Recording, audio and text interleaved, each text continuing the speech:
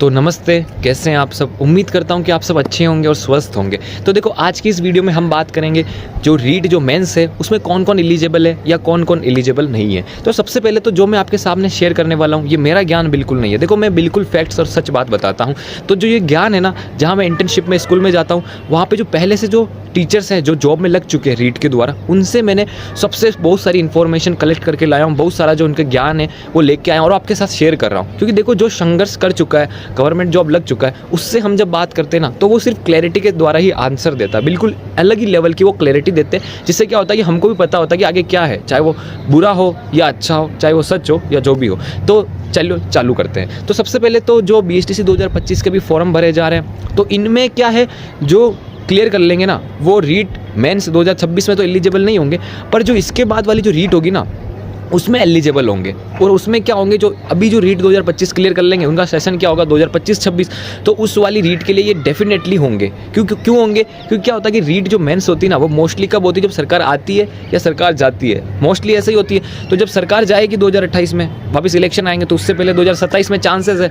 तो ये अगर अभी क्लियर कर लेते हैं 2025 में, तो आपको क्या कन्फर्म टिकट मिल जाता है ना, अगली वाली रीट के लिए। इस वाली रीट मेंस के लिए नहीं, अगली वाली रीट मेंस के लिए कन्फर्म टिकट आपको मिल जाएगा। इसलिए मैं आपको यही कहूँगा कि अभी मन लगा के मेहनत करना, ये वाली रीट क्लियर कर लेना। फिर आते हैं 2024 में, जिन्होंने BSTC का जो क्लियर किया एग्जाम, फिर अभी उनका 24-25 का जो सेशन चल रहा है, तो वो क्या है, एग्जाम दे पाएंगे नहीं दे पाएंगे। तो देखो, सर मैडम जो सब थे, उन्होंने मेरे को यही कहा, देखो सरकार के बारे में कोई कुछ नहीं कह सकता। अगर आपको BSTC प्री में एलिजिबल किया है, तो हो सकता है इनका प्लान हो कि आपको आगे भी एलिजिबल करे, और हो सकता है नहीं भी हो, और हो सकता है कि ये एग्जाम सरकार का काम है। देखो, हो सकता है कि रीट मेंस का एग्जाम आगे बढ़ जाए, है ना, कुछ काम पड़ जाए सरकार में, हो सकता है ना, हम देखते हैं कोई सिचुएशन आ जाए। तो देखो, कोई 100% श्योरिटी से तो नहीं कह सकता कि आप एलिजिबल हो या नहीं हो, पर देखो 5%, 10%, 100 में से ऐसा चांसेस है कि आप एलिजिबल हो सकते हो। और अगर उस केस में आप एलिजिबल होते हो, तो क्या होगा कि आपके पास तैयारी करने का समय नहीं होगा। इसलिए उन्होंने मेरे को यही राय दी कि अभी से आप थोड़ी तैयारी करते रहना, क्योंकि आपको राजस्थान जीके तो पढ़ना ही है, तो वो तो आपके काम का है ही है। बाकी भी आप क्या है, देखते रहना, तैयारी करते रहना, क्योंकि अगर सडनली कोई न्यूज़ आती है कि हाँ आप एलिजिबल हो,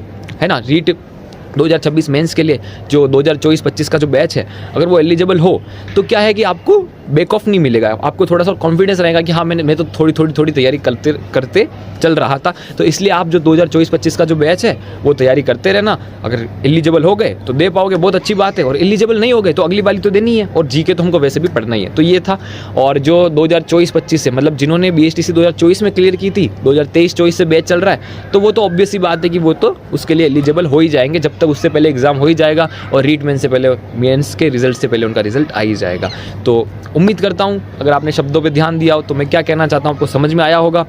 और बस आज के लिए इतना ही, मिलते हैं कल। तो इस वीडियो को एंड तक जरूर देखना। अगर एंड तक देखोगे, मेरे शब्दों पे ध्यान दोगे, तो आपको सब समझ में